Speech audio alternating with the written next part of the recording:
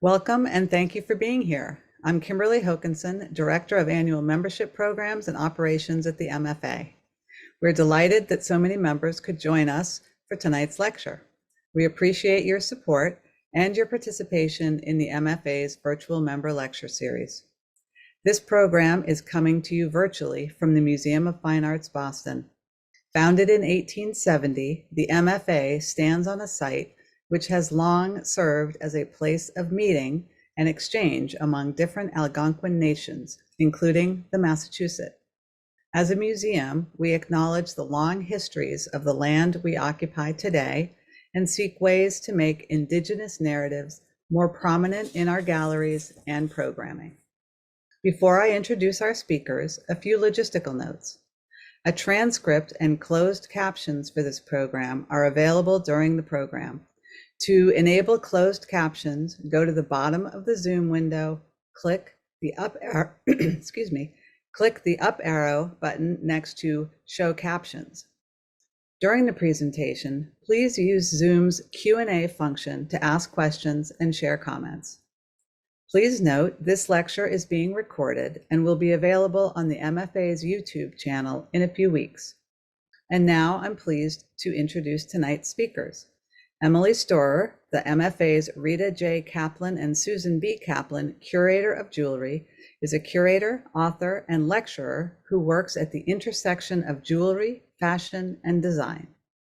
Theo Tyson, Curator of Fashion, is a curator who invites conversations about the socio-cultural implications of race, gender, identity, and sexuality through a lens of fashion, art, and culture. Emily and Theo, thank you for joining us tonight. Thank you, Kimberly. We're so pleased to be here to share this project with our members this evening. I'm just going to hopefully get to the next slide. There we go. So hopefully some of you have had a chance to visit our Foster Gallery and see Dress Up. But for those of you that haven't, we hope to entice you to visit tonight, to bring your kids, bring your grandma, bring your girlfriends, bring your friends. There's really something for everyone, as you'll hear. This exhibition was in many ways 6 years in the making. The concept for this exhibition was sparked by a gift that was given by a Toronto-based collector in 2018 and in 2019 of American and European costume jewelry. And from that, we've really expanded this idea, this dress-up exhibition, to look at the intersection of fashion and jewelry. It includes garments, jewelry, accessories, and photography spanning about 100 years. And we hope that in all of the objects that we've selected there, we're really blurring the lines between what is jewelry and what is fashion.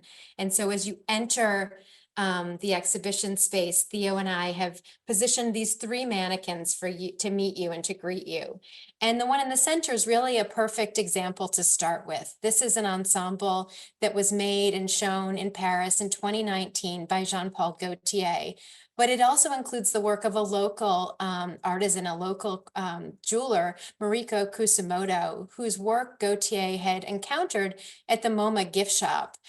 She was making at the time and still is making jewelry that's really made out of fiber. She's trained as a really technical metal worker and has done that work in the past, but more recently was making work in fiber. And so these brooch-like elements on the ensemble are actually her work with the fashions of Gaultier. And together they really speak to the intersection of fashion and jewelry in a way that we hope the entire exhibition does. And it's flanked here on the left and the right. On the left with this liquid gold ensemble, this dress by Bob Mackie, and an Alexander McQueen for Givenchy on the right, that's these silver sequins. And it's the starting point for you to think about this exhibition that really is as much about fantasy as it is about reality. And so there's playful moments throughout, like this tiara, for example, which will make you remember back to maybe fantasies that you had as a child. We open with a section I'll show you in a minute called Child's Play. But we want to both introduce the idea of fantasy, of putting a tiara on and becoming a princess. And this tiara, which is in the exhibition, was worn on the PBS series Downton Abbey in the episode where Rose was presented at court. And it was made by the London jeweler Andrew Prince. And it's here in the exhibition paired with a photograph by Yusuf Karsh that you see on the left of Grace Kelly. Of course, she's the American actress who became a princess in 1956, the same year this photograph was taken when she married Prince Rainier of Monaco. But on the right, you also see this behind the scenes imagery of what it takes to bring the fashion image together. And so this is called the Vogue shoot. And here in the picture, as you kind of zoom in, you see the editor of Vogue, Carmel Snow, kind of working with the model, Lee Miller here, positioning her for a Vogue photo. And there's this behind the scenes element that always exists in fashion, that if it's done well, the style looks effortless. And, that's true of this exhibition as well. There's this effortlessness to a lot of the style that you're going to see here as you go through. So the exhibition opens up in this section called Child's Play, and every section in the exhibition has a quote associated with it. So if all you read as you go through the space are these quotes that open each of the exhibitions, we think that you'll really get the concepts that we've put together. So here, this idea of playing dress up is something that begins at age 5 and never truly ends. And so this is, again, that contrast between something that is very childlike, is very playful, but also that dressing up is serious business. And it's something that we do every day as we get dressed. And so that's a concept we really wanted people to think about as they were going through the exhibition. But we start with this playful look at Child's Play. So in the center is a photograph by Herb Ritts of Madonna from 1987. It was taken while she was on her first world tour. The tour was called Who's That Girl? And she played lots of different characters as she went around Europe and traveled internationally for the first time. And here she's wearing these ubiquitous ears that we know are Minnie Mouse ears. And on either side, you see other objects from this section also looking at Minnie and Mickey Mouse. These are childhood emblems that have been, adopted into adult clothing here and adult accessories and still have that sense of playfulness, which many of the objects in the gallery do. But there is a seriousness, I think, to what we're trying to present in the exhibition. If you turn yourself around from that section, you'll come to a section called More is More. And I mentioned that a lot of the objects in the exhibition come from a gift from Carol Tannenbaum of costume jewelry. And we started to put together this show of costume jewelry, but realized that very few people know what costume jewelry is. And so we kind of moved away from that more to thinking about this fashion jewelry intersection. But in costume jewelry that's made of glass or plastics, inexpensive materials that are more accessible, there is this concept of layering, of more is more and putting more together. And so we have explored that in this section. And our opening quote here is by Elsa Peretti, who is known as a great minimalist designer. And it might surprise you to think of her encouraging layer upon layer of jewelry. The photograph on the right is a supermodel from the 1970s, Naomi Sims. And you see her here launching her first perfume, wearing a number of ivory bracelets that are on view in the exhibition that were made by Elsa Peretti. Elsa Peretti and Halston really defined the languid luxury of the 1970s. They had started working together in the late 1960s, Halston designing dresses like the one on the right, and Elsa Peretti offering accessories, belts, jewelry, bracelets to go with those and be shown as part of the runway presentations. She became really a good friend and collaborator with him. They worked very closely together until she started working for Tiffany's in 1974, where she took many of the designs that she had first presented with Halston and began expanding upon them in new materials. For example, here in the top left is her bone cuff, which is made to look like the bone, like it's sitting over the bone in your wrist. And this is the small version of that cuff, which she presented at Tiffany's in 3 sizes, small, medium, and large. This idea was given to her by Halston, borrowed from fashion, of course, to have different sizes, each getting larger as they went. And we've been able to here in this section, position the fashion and the jewelry together on mannequins, which is something we haven't really done institutionally before. And we've been very excited to present them together to really show how fashion and jewelry work together. Another element we've brought into this section is magazines. Of course, so much of the fashion fantasy comes through editorialized spreads like this one with the 1960s supermodel Verushka, here positioned like she's in this bamboo forest. And in her hand on the right and in her ears, you see this bracelet and earrings that we have on view in the collection. It would be impossible to think about More is More without including an ensemble by Iris Apfel. And so here we have a special loan from the Peabody Essex Museum of an ensemble that was put together by Iris Apfel, who just recently died at the age of 102. But the idea of More is really something that she lived and breathed. And you can see her there on the left with her stacks of noisy bangle bracelets. And on the right, the ensemble that we have in the exhibition, which layers 6 different turquoise necklaces made by Pueblo or Dene peoples and a set of bracelets and belt. And then in an adjacent case, we've pulled out pieces from our own collection that connect to this to show the different styles of necklaces that there she's wearing for great effect, but are hard to see.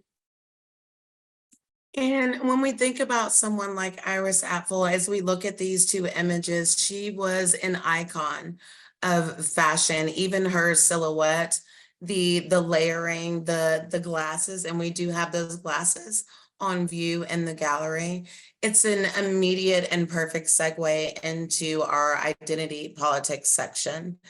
And the personal is political. That's not something that we're able to deny. So when we think about Iris Apfel as the, centenarian that she was, she presented herself in the way that she wanted to be seen. Some of that was subversive and some of it was overt. As Emily mentioned earlier, we open each section with a quote, and with identity politics, we open with this amazing quote from Amanda Gorman: "Fashion is its own form of language, its own form of rhetoric." And this is directly across from one of many new acquisitions that Emily and I were able to make for this show of rare origin. This is the Aviary Classic ring that was gifted to Miss Gorman by Oprah Winfrey, and thinking about the poet Maya Angelou and "I Know Why the Caged Bird Sings." And that was my absolute and immediate connection to this piece of jewelry. And as Emily and I continued to collaborate on this project, this was one of those moments where we really understood the transformational and multidimensional impact that jewelry and fashion could have, because Emily had a completely different story to offer for this same ring in regards to Cartier. Did you want me Emily's to jump looking in for the there? mute button.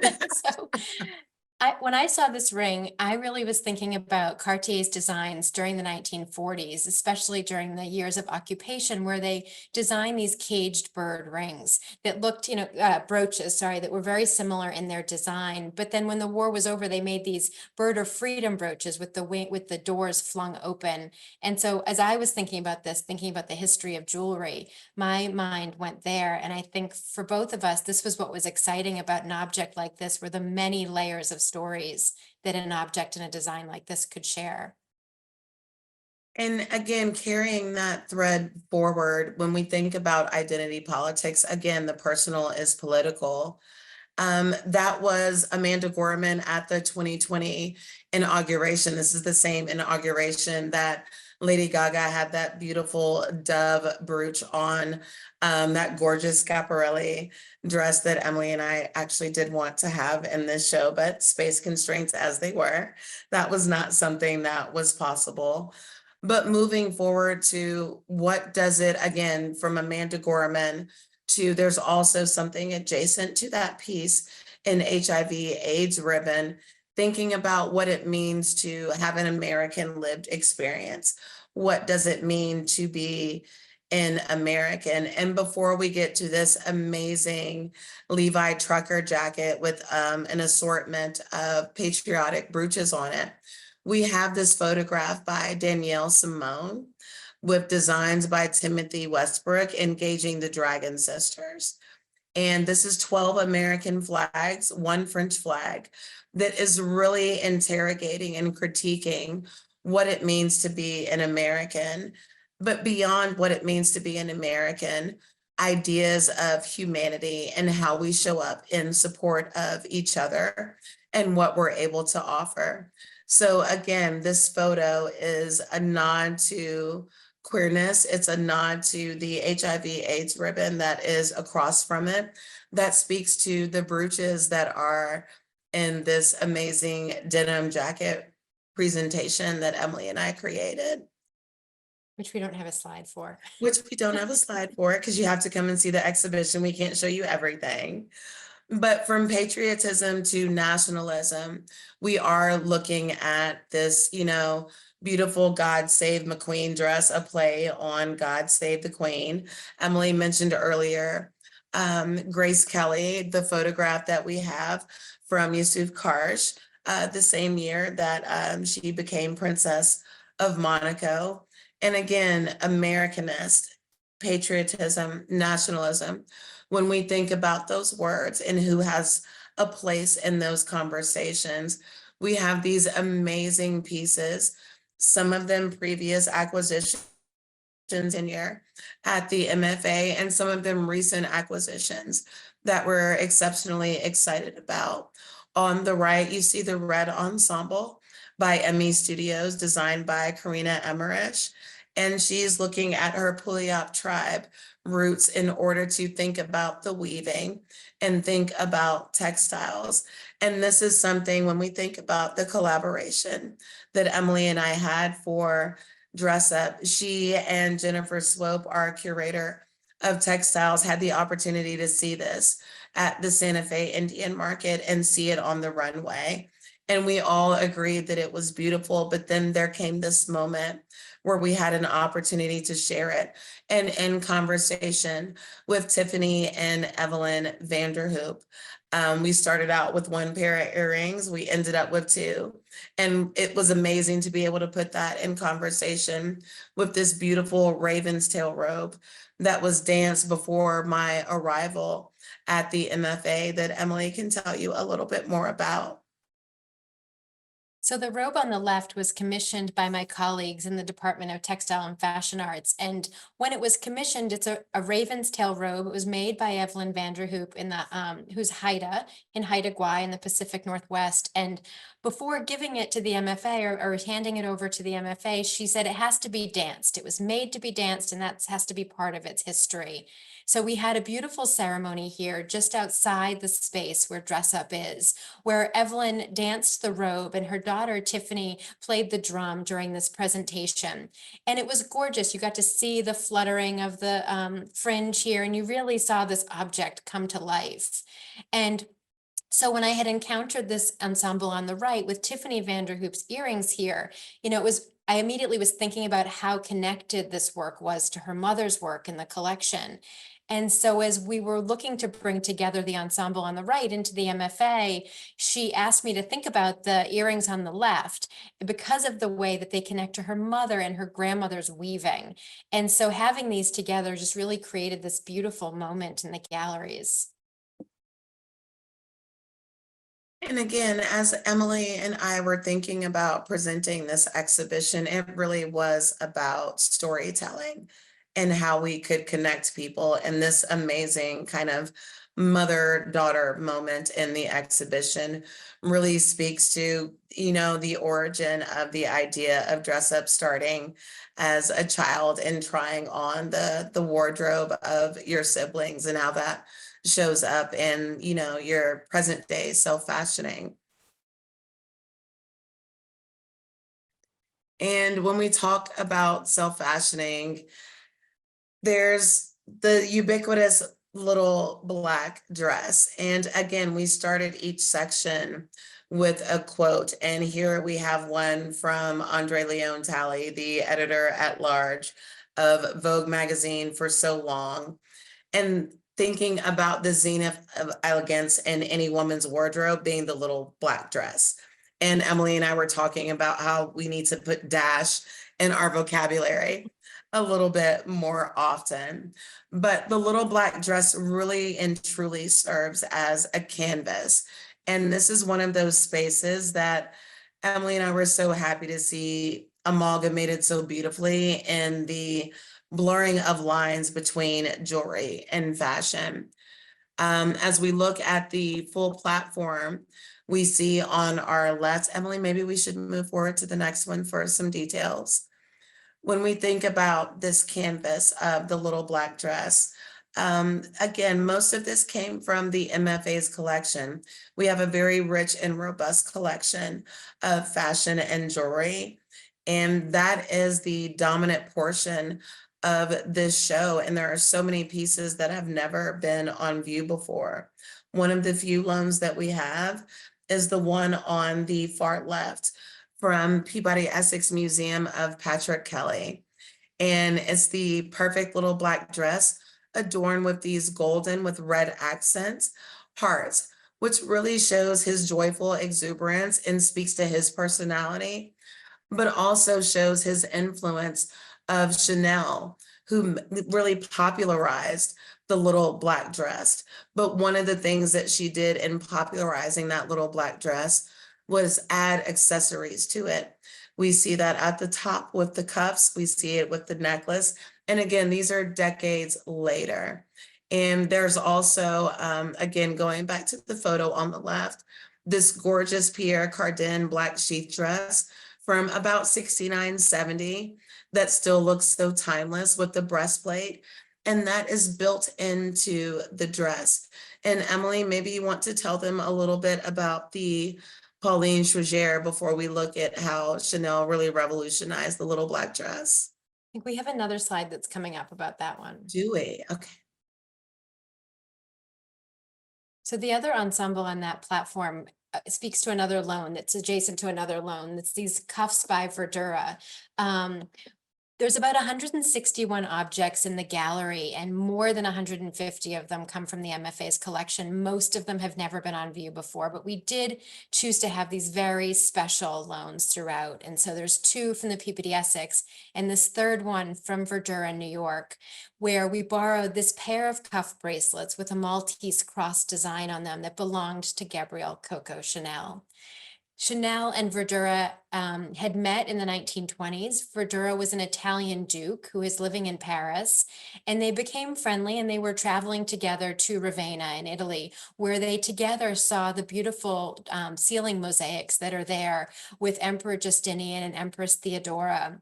And from that came this idea for these bracelets, which went on during the 1930s to become quite iconic. And you can see on the right a Man Ray photograph of Chanel wearing them. There's many, many photographs of her wearing them throughout her life. Later in 1939, Verdura would settle in the United States and open Verdura as a business in New York, where this design, this Maltese cross design, is one of many that become a cornerstone of his work as a jewelry designer. So we're really, really excited to have the original examples here positioned so beautifully right next to one of Chanel's classic black suits. And also just to nod, like positioned beautifully, Emily was very keen to make sure that they were shown in the same way that Chanel wore them.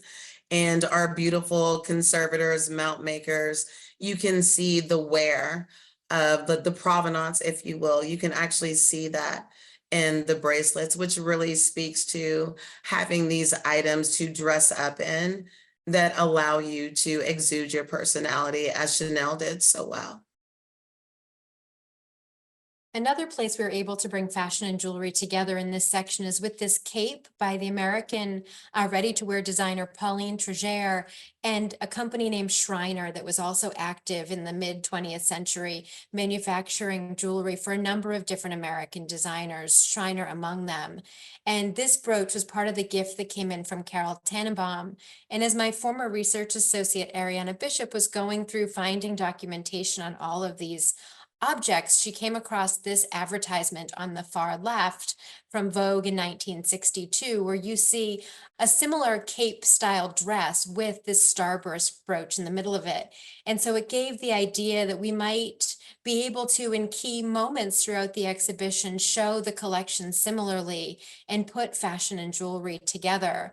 And I should say that one of the reasons this is usually difficult is that sometimes the jewelry doesn't really come alive when it's pinned on this, mannequin body as opposed to a living, breathing body. And also because generally, you need to think about access and how far out of reach these objects are. Are they behind plexi? And so there's a design element at play. And so it wasn't really something we had explored before now, bringing objects of fashion and jewelry together. But I think, with the help of our conservation and mount making teams, it's really beautifully done here. And this is one example that's really anchors this section on the little black dress.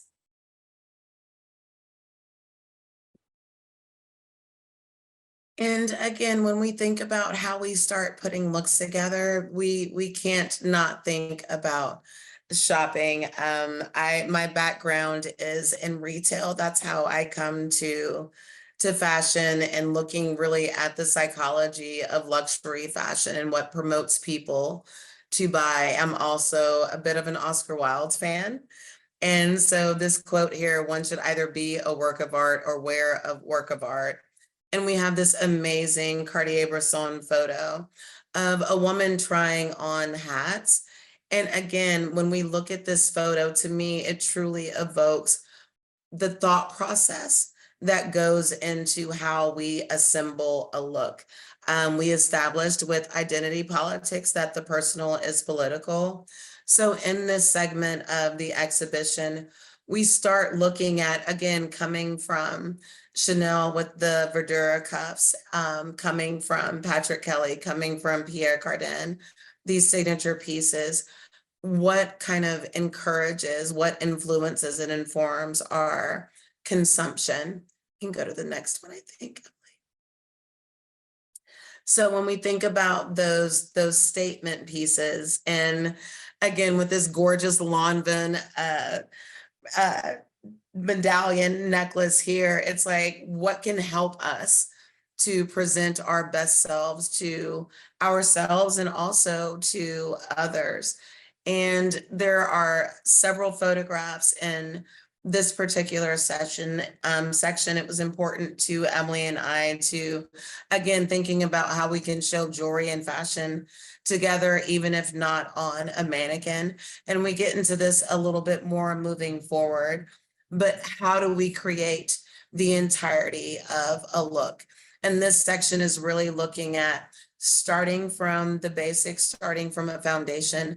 How do you add layers? How do you create your sartorial voice in presenting your best self to the public or even in private for that matter?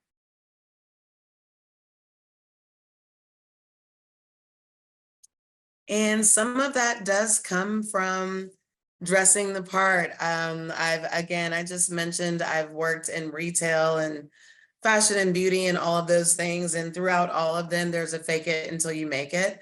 I know Emily has heard that quite a bit, having gone to fashion school for her PhD. And when we think about that from a very specific perspective, we begin here with Patricia Field, who is a very well-respected and renowned costume designer. And what does it mean to create an identity? And that is something that costume designers do best. And here on the right, we see these blue Hungisi Manolo Blahniks that were made popular by Patricia Fields, by the character that she created in Carrie Bradshaw through Sarah Jessica Parker for the HBO series Sex and the City, and adding meaning to objects.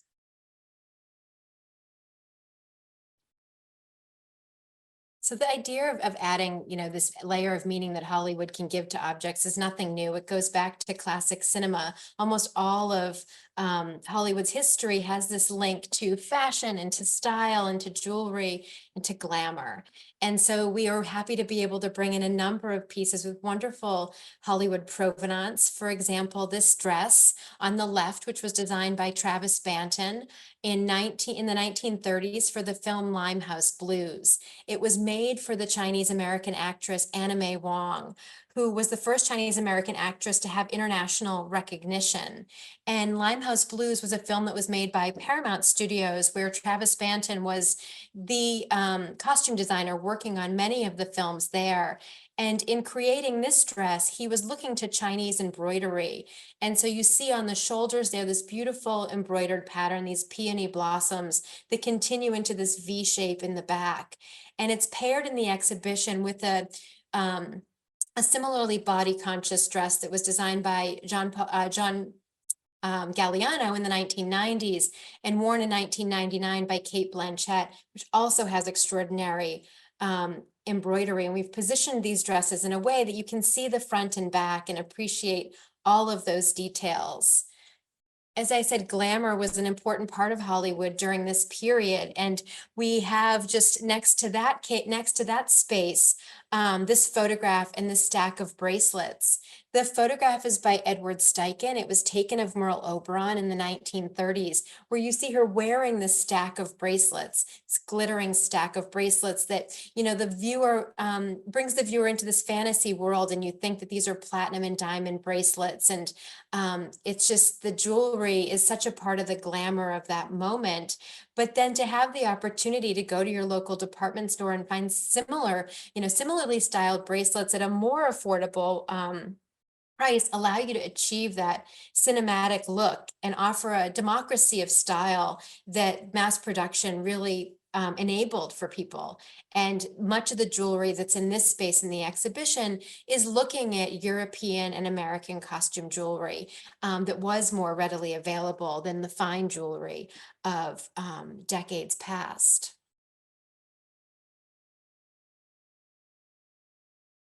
And going back to this idea of dressing the part and dressing up, that we had to do a little bit of the extreme, if you will. We began the exhibition with the Gautier, the Bob Mackie, and the Alexander McQueen, and a quote from RuPaul of "We're all born naked and the rest is drag." And we can't do RuPaul without doing Dolly Parton. It's hard to be a diamond in a rhinestone world. And when we think about the way that fashion has the power to affect perception and success, Donna Summer, who is a Mission Hill born and bred performer, we were so honored and grateful to be able to, again, Emily and I were able to make some amazing acquisitions on behalf of this exhibition. And this was one of them. Here we see her performing at Art on Ice in Switzerland in 2011 on the left, and this amazing Valentino dress with the red tile sequins. And we also, when you come to the show and are able to see this dress in person, you see on the back the microphone pouch that she wore during that performance. So as Emily is speaking of, and as I am speaking of, how we're able to dress up to embody our full selves, we have this little kind of note to us, if you will, from Donna Summer on the way that she did just that she used fashion to show herself to the world and share her talents. And when we think about sequins and sparkles, we do tend to think about performers, but there's more to it than that. Throughout the exhibition, we have other ways of engaging with sequins and sparkles, from the very subverted to the very overt and flamboyant. On the left, you see this beautiful finch that came through from a Lauder gift, and thinking about, there was a pink moment that Emily and I were thinking about with the success of the Barbie movie. So when you come in, you'll see 3 other beautiful pink dresses. One of them being this gorgeous Sally LaPont in the center with this graphic print. Again, thinking about dressing up, thinking about where those inclinations come from.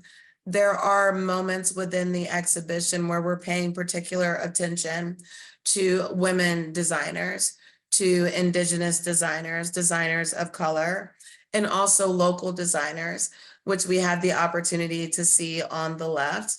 with a design by Tom Solo, this cantilever glass slipper that has another local maker. Each shoe has 20,000 Swarovski crystals on it, formerly based in Providence, Rhode Island, each of which took over 96 hours to construct. So we're really thinking about the different ways that we can engage in sequin and sparkles. Again, from left to right, it can be a small accent as a clutch from Judith Lieber. It can be a very subdued gown in the center from Sally LaPonte, or it can be something gaga over the top, as we see with the Tom Solo shoe on the right. Theo made an important point, and that's something that's really driven home in this last section, the Theater of Everyday Life, which has a number of American designs and designers featured here, which is that Providence, Rhode Island was really the American center for jewelry manufacturing for much of the 20th century, and they still are a leading center for this type of material. And so I think for some people, you'll say, oh, I always knew that Providence was the jewelry capital, but for others, maybe that's surprising news. And it was another local story that we're happy to celebrate here. This last section of the exhibition, called the Theater of Everyday Life, really offers visitors a chance to participate in the fantasy. And we ask people to think about, what you might choose to wear if this was your jewel box, and what you might choose to wear it with, to start the conversation about the way that you put fashion and jewelry together. Here in the middle is a Life magazine cover from 1965, where these Kenneth J. Lane earrings are worn by Edie Sedgwick. Edie Sedgwick was the it girl of the 1960s, called by Vogue magazine a youth Quaker. She was a muse to Andy Warhol, and you see her here with this huge ring on that she's got on her hand, and these large earrings that really move and sway with the body, and in this very, moving pose. And it's one of two pairs of earrings by Kenneth J. Lane that we have in the exhibition. And Kenneth J. Lane was known for making what he called fabulous fakes. He was looking at what was being made in fine jewelry and looking at ways that he could make that look of the real in more affordable materials. In this whole section, I think that you'll see the sense of scale that many of the pieces in the Tannenbaum gift have. They were either made to be worn together as a set, or just are very large and meant to be read from across a room. There's a number of artists and styles to pick from, and I wanted to point out a few to draw your attention to as you take a closer look. On the left is a duet. It's called by Coro, another local manufacturer. And these duets, or double clip brooches, were very fashionable in the 1940s. This one dates to 1944. These are two jeweled dolphins with this rhinestone in their mouth. They can be worn like this as a brooch, or they can come apart and be worn separately in a more creative way. So if you think about the Depression and leading into World War II and all the restrictions that went with that, if you could only afford to buy one object of jewelry, it could be something that was quite versatile, that could be worn in different ways. And many of the costume jewelers were very conscious of that and thinking about that. On the far right is an example of a sautoir by Miriam Haskell that also dates to the 1940s. And you'll see that there's no clasp here. And so it could be positioned like a scarf. And on the back of each of these blossoms is a clip, like a dress clip that could be positioned at the neckline of an ensemble, so that you could wear it slightly differently every time you wore it, or it could look quite different depending on what you wore it with. And then in the middle, the only example we have in this section of European jewelry is an incredible necklace and earrings by Lanvin. Here, this is a huge scale, which this slide doesn't really do justice to. This is called Barbara, which Theo and I just found out who Barbara is, because people were asking us that last week. The inspiration behind this Lanvin necklace by Elber Elbaz, also from 2012, is Barbara Hutton, a famous American jewelry collector. Poor little rich girl, $1 Million Baby, and kind of thinking about her jewelry collection, her style, and bringing that collection onto his haute couture runway in 2012. So we hope that all of think this. About these pieces too, like the Theater of Everyday Life and this jewel box that we've created in the gallery, it really does lend itself to, and again, the time frame of having these convertible pieces. If you're only going to invest in one piece, the little black dress that Chanel created came from World War II, and this minimalist effort to, like, the fabric is at a premium. There was this ideal of modesty and not wanting to do too much, kind of the opposite of Christian Dior's new look. So you had a canvas and you wanted these pieces that you could interchange. And again, the selection that Emily has culled from this amazing Carol Tannenbaum gift in the exhibition is such an amazing example of that democratization of fashion and jewelry.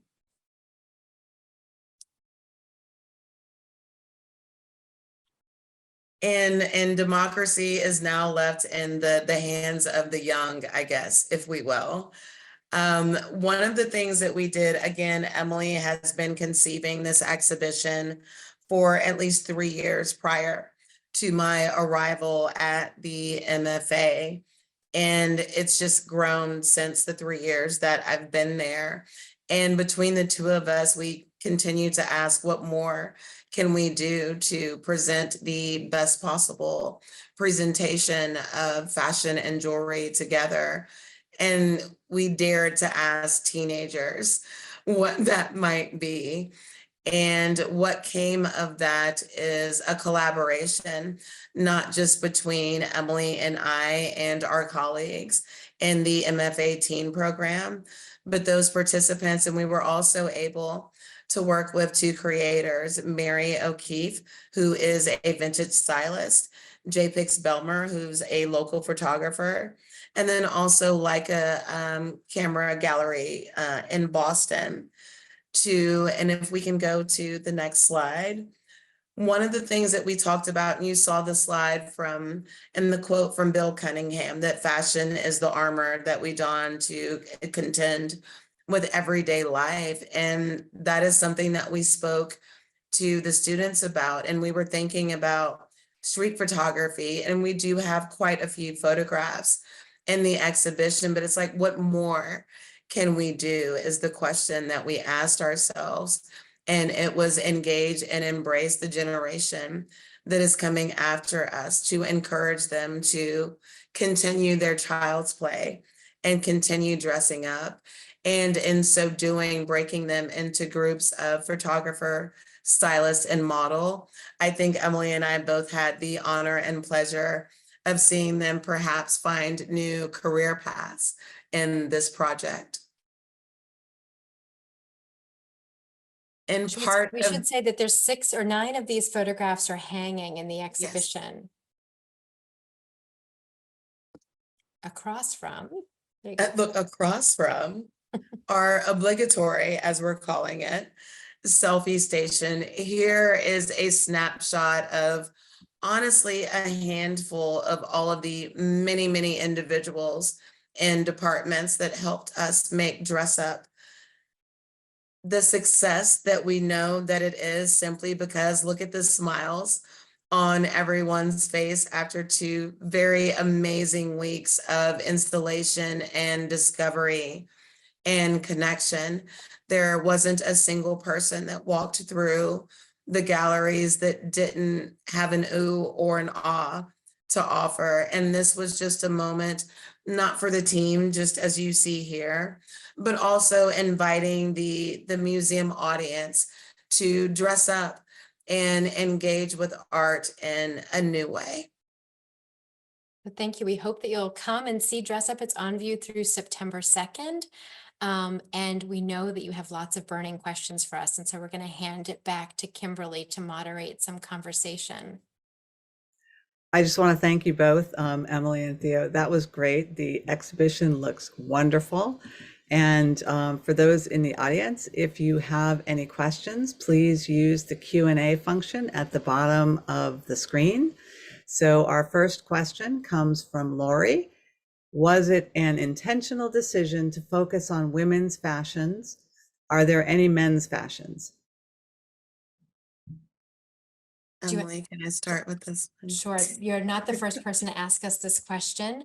I don't know that it was intentional, an intentional decision, but certainly it evolved as our checklist evolved, that it was clearly going to be an exhibition focused on women's wear.